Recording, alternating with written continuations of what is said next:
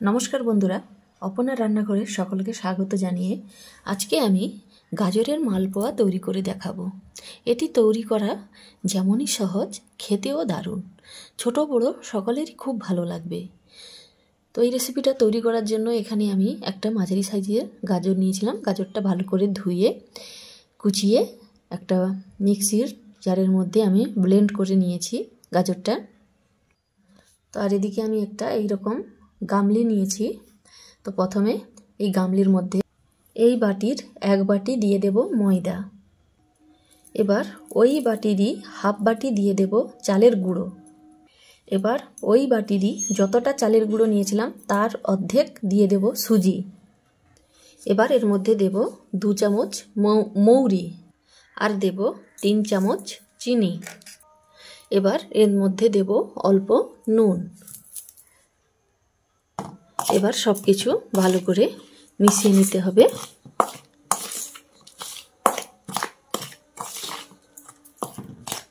এবার এর মধ্যে অল্প অল্প করে দুধ দিয়ে একটা ঘন মিশ্রণ তৈরি করে নেব।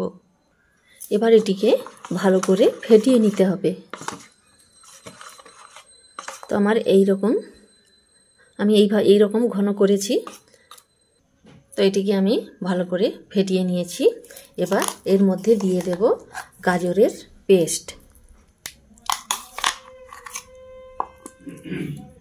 এবার এর মধ্যে দেব 1 চামচ ঘি দিয়ে আবারও সব কিছু একবার ভালো করে ফেটিয়ে নেব। তো আমার এটা ফেটানো হয়ে গেছে ভালোভাবে। এবার এটিকে ঢাকনা দিয়ে ঢাকিয়ে 10 মিনিটের জন্য রেস্টে রেখে দেব।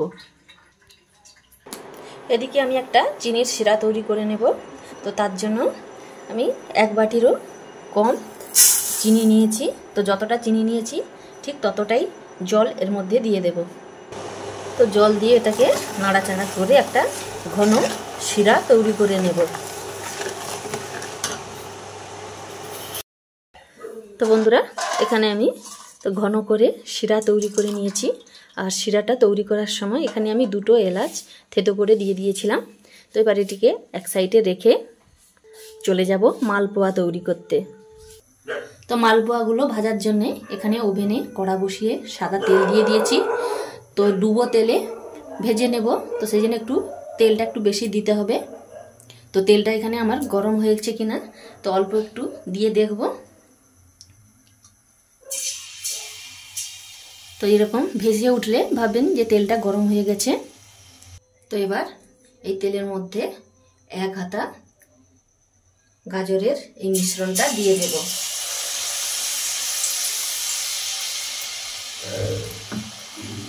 দিয়ে 2 পিঠ উল্টে পাল্টে লাল করে ভেজে নেব। তো 2 পিঠ উল্টে পাল্টে লাল করে ভেজে নিয়েছি।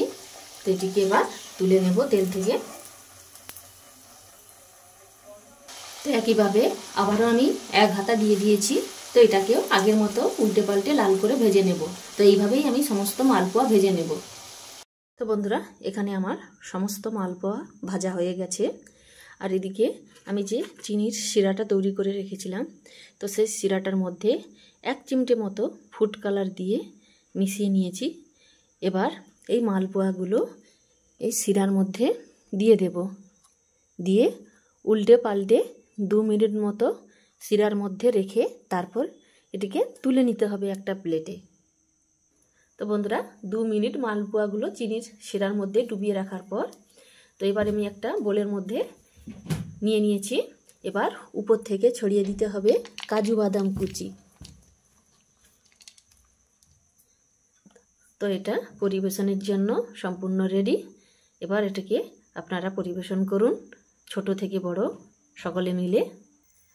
তো এই ছিল আজকে আমার গাজরের মালপোয়া। তো আপনাদের কেমন লাগলো আমার এই রেসিপি অবশ্যই কমেন্ট করে জানাবেন। সেই সঙ্গে এইরকমই সব রেসিপি পেতে আমার এই চ্যানেলটিকে সাবস্ক্রাইব করে আমার পাশে থাকবেন। তো আজকে এই পর্যন্ত। সকলে ভালো থাকবেন, সুস্থ থাকবেন। ধন্যবাদ।